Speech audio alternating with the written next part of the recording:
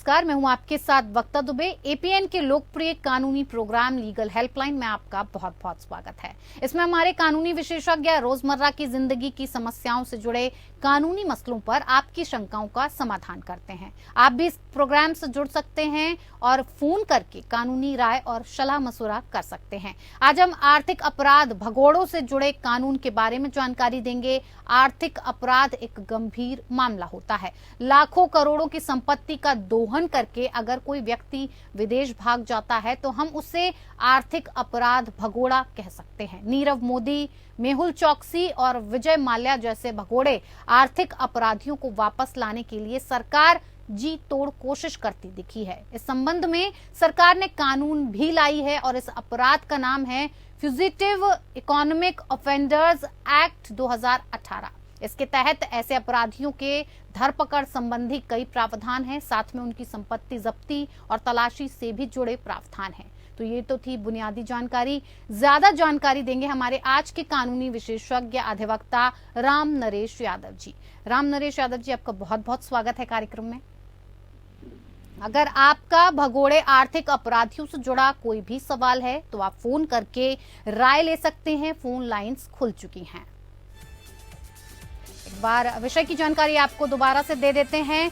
आर्थिक अपराध भगोड़े से जुड़े कानूनी जानकारी के लिए अगर आपका कोई भी सवाल है या आप कोई भी सहायता चाहते हैं कानूनी तौर पर, तो आप इन नंबर्स पर कॉल करके हमारे साथ जुड़ सकते हैं और हमारे कानूनी विशेषज्ञ से इस बारे में राय ले सकते हैं। नंबर्स हैं 01206127 01206727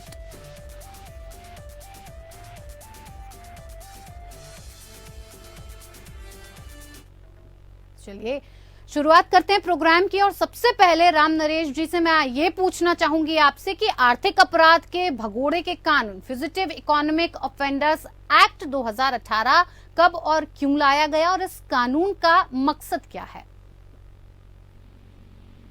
गुप्ता जी, ये कानून लाया था 12 मार्च 2018 को। इस कानून लाने का मकसद था कि जो मौजूदा सिविल और क्रिमिनल हमारे जो कानून थे वो सफिशिएंट नहीं थे आज के दौर के लिए। जब कोई भी अपराधी यहाँ से अपराध करके कोई भी इकोनॉमिक ऑफेंस करके भारत से बाहर चले जाते थे और वहां जाने के बाद उनका यहाँ से एक्सट्रेडिशन करना, वापिस लाना, ये बड़ा ही मुश्किल था।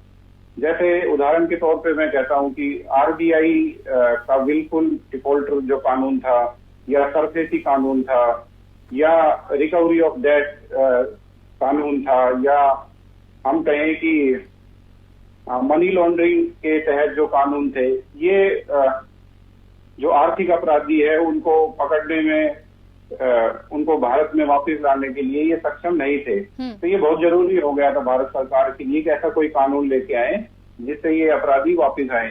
जैसे मैं पीएमएलए जो prevention of money laundering act है उसके बारे में बताता हूँ। मनी लॉन्ड्रिंग एक्ट के अंदर प्रोविजन दिया गया था कि कोई भी ऐसा आर्थिक अपराधी जो भारत से बाहर चला गया है या भारत के अंदर ही है, तो उसका एक प्रोविजनल प्रॉपर्टी अटैचमेंट का सिर्फ ऑप्शन था और कन्विक्शन होने के बाद उसकी प्रॉपर्टी कॉन्फिस्केट होती थी। ऐसे में अपराधियों के अंदर कोई डर था ही नहीं। कन्विक्शन कई साल ले लेती है होने में, जैसा मौजूदा हमारा सिस्टम बना हुआ है, जिस हिसाब से जजेस की कमी है और इतना ज्यादा प्रोसीजरल है, ये सब देखते हुए और इन सब बातों को देखते हुए अपराधी अपराध करने में कोई संकोच नहीं करते थे। अब बड़े बड़े बिल्डर हैं, यहाँ से लोगों से पैसे लिए, पैसे लेकर बाहर चले गए, बाहर प्रॉपर्टी बनाई और यहाँ की प्रॉपर्टी है वो भी यहाँ रहेगी, वहां भी प्रॉपर्टी बन गई है। ऐसे अपराधियों के लिए अब ये कानून आया है जो फ्यूजिटिव इकोनॉमिक ऑफेंडर्स एक्ट। इसके तहत अपराधी जो 100 करोड़ या उससे ऊपर की प्रॉपर्टी है भारत या भारत से बाहर, कोई भी ऐसा आर्थिक अपराध करता है तो सेक्शन 4 में एप्लीकेशन लगाई जाती है डायरेक्टर या कम से कम डिप्टी डायरेक्टर रैंक के ऑफिसर के द्वारा। वो ऑफिसर उसमें उनको फ्यूजिटिव ऑफेंडर डिक्लेयर करते हैं, उनकी प्रॉपर्टी को अटैच कराते हैं नोटिस देने के बाद और उनकी प्रॉपर्टी को कॉन्फिस्केट करके एक एडमिनिस्ट्रेटर अपॉइंट होता है जो कि एक जॉइंट सेक्रेटरी लेवल के ऑफिसर होते हैं। तो उसके बाद इस प्रॉपर्टी को वो मैनेज करते हैं तो ये सब इसलिए है ताकि ऐसा कोई भी अपराधी, जैसे उदाहरण के तौर पर मैं बताऊंगा विजय माल्या, जो बैंक से इतना फ्रॉड करके चले गए, मेहुल चोकसी, जतिन मेहता, नीरव मोदी, ऐसे बहुत से नाम हैं, ललित मोदी, जो यहाँ से अपराध करके चले गए लेकिन उनको पकड़ना मुश्किल हो गया था। तो ये इस कानून के आने से ऐसे जो अपराधी हैं जितने भी, तो उनको काबू किया जा सकता है और भारत वापस लाया जा सकता है। जी राम नरेश जी, भगोड़ा आर्थिक अपराधी का क्या अर्थ है? साथ ही साथ ये भी बताइए कि वो कौन से अपराध हैं जो आर्थिक अपराध की श्रेणी में आते हैं? फिजिटिव इकोनॉमिक ऑफेंडर्स एक्ट में फिजिटिव इकोनॉमिक ऑफेंडर क्या होते हैं, इसकी डेफिनेशन सेक्शन 2 सब क्लोज एफ में दी हुई है। ये वो अपराधी हैं जो भारत छोड़ के क्रिमिनल प्रोसिक्यूशन के डर से यहाँ से भारत से बाहर चले जाते हैं और वापिस नहीं आते इंडिया में। ये लोग फिजिटिव इकोनॉमिक ऑफेंडर कहलाते हैं। और कोई भी अपराध जो शेड्यूल ऑफेंस, यानी कि फिजिटिव इकोनॉमिक ऑफेंडर्स एक्ट 2018 में एक शेड्यूल दिया गया है कि ये ऑफेंस शेड्यूल ऑफेंस के तहत आएंगे। मीन ऑफेंस को करने वाला अपराधी फिजिटिव इकोनॉमिक ऑफेंडर होगा। जी, किन हालातों में भगोड़ा आर्थिक अपराधी घोषित किया जाता है? जी, ये डिफाइन किया हुआ है हमारा फिजिटिव इकोनॉमिक ऑफेंडर्स एक्ट के सेक्शन 4 में। एक एप्लीकेशन दी जाती है डायरेक्टर या डिप्टी डायरेक्टर रैंक के ऑफिसर के द्वारा, जिसमें कहा गया होता है कि फला फला कारणों से ये कोई भी इंडिविजुअल एक फिजिटिव इकोनॉमिक ऑफेंडर है और उनकी लिस्ट ऑफ प्रॉपर्टी उस एप्लीकेशन में दी जाती है कि ये उनकी लिस्ट ऑफ प्रॉपर्टी है और ये जो प्रॉपर्टी है ये प्रोसीड ऑफ क्राइम, यानी कि जो आर्थिक अपराध किया हुआ है उस अपराध से जो पैसा आया है उससे खरीदी हुई ये संपत्ति है, जिसमें उनकी बेनामी संपत्ति किसी और के नाम उन्होंने करा रखी प्रॉपर्टी, वो भी उसमें इंक्लूड होती है। जी, तो ये प्रोसीजर है इसका। राम नरेश जी, भगोड़े और अपराधी में अगर अंतर की बात की जाए तो इनके बीच में क्या अंतर होता है? जी, अपराधी वो होता है जिस पर कोई भी जुर्म में अभियोग चला गया है, वो अपराधी है। और जो अपराधी भाग गया है, चाहे वो देश के अंदर या देश इस पर्टिकुलर कानून में, यानी कि देश से बाहर, इंडिया से बाहर जो चला गया है, वो भगोड़ा अपराधी है। जी, the proceeds of crime act 2002 यानी कि पोका, ये क्या है, इसके बारे में बताइए। Proceed of crime act UK का कानून है, इंग्लैंड का, यूनाइटेड किंगडम का। इस कानून के तहत ये कहा गया है कि कोई भी प्रोसीडिंग किसी भी अपराधी पे तब होगी जब यानी कि ये पोका ये होता है कि रिकवरी और कॉन्फिस्केशन प्रोसीडिंग किसी भी क्रिमिनल एक्टिविटी, चाहे वो मनी लॉन्ड्रिंग हो या किसी दूसरी तरह की एक्टिविटी होती है, उस एक्टिविटी पे जो भी रिकवरी और कॉन्फिस्केशन की प्रोसीडिंग होंगी वो सब प्रोसीड ऑफ क्राइम एक्ट के तहत कवर होती हैं। जी, राम नरेश जी, अगर बात की जाए शेड्यूल्ड ऑफेंस की तो ये क्या होता है? Schedule offence fugitive offenders act के अंदर दिया हुआ है। ये वो कानून है जैसे dishonour of cheque, dishonour of cheque इसके अंदर आता है, चीटिंग इसके अंदर आती है। कोई भी मामला इकोनॉमिक ऑफेंस से जुड़ा हुआ, जैसे बिल्डर्स पैसे लेते हैं और उन पैसों को वापस नहीं लौटाती, इस तरह की जो भी एक्टिविटीज है वो सब इसके अंदर आती है। जो भी बैंक से रिलेटेड एक्टिविटी है, जैसे बैंक से आपने लोन लिया, लोन वापस नहीं किया, ये सब उस शेड्यूल अकाउंट में दे रखी है। जी, जैसे काउंटरफीटिंग गवर्नमेंट स्टैंप है, करेंसी है, चेक डिसऑनर है, ट्रांजैक्शन रिलेटेड डिफ्रॉडिंग क्रेडिटर, ये सब उसके अंदर आती है शेड्यूल ऑफ ऑफेंस में। जी बिल्कुल। मनी लॉन्ड्रिंग और पोका में क्या अंतर है, ये भी स्पष्ट कीजिए। जी, पोका है प्रोसीड ऑफ क्राइम एक्ट और मनी लॉन्ड्रिंग की डेफिनेशन दी हुई है हमारे prevention of money laundering act 2002 के अंदर। जी, मैं आप वो है जैसे कोई भी ऑफेंस जिसमें हमारा कोई भी प्रॉपर्टी प्रोसीड ऑफ क्राइम, उसकी concealment, possession, acquisition, use, projecting as untainted property. जैसे कोई भी, उदाहरण तौर पे मैं बताता हूँ, जैसे कोई भी इंडिविजुअल कोई प्रॉपर्टी खरीदता है, इस वो प्रॉपर्टी किसी मतलब आपने इनकम टैक्स नहीं दिया है, वो ब्लैक मनी से खरीदी हुई प्रॉपर्टी है और उसको ऐसे दिखाता है जैसे वो व्हाइट मनी से है। तो इस टाइप की प्रॉपर्टी इसमें ऑफेंस ऑफ मनी लॉन्ड्रिंग के तहत आती है और मनी लॉन्ड्रिंग कहलाती है। जी, वो कानूनी प्रक्रिया क्या है जिसके द्वारा एक भगोड़ा प्रत्यर्पित किया जाता है? ये संधि हुई है भारत सरकार की, अभी फिलहाल 43 कंट्रीज के साथ है और उन 43 कंट्रीज और 10 अटैच कंट्रीज हैं जिसके तहत ये संधि की हुई है। और उस संधि के तहत ही एक कानूनी प्रक्रिया होती है जिसको भगोड़े उसको प्रत्यार्पित करते हैं।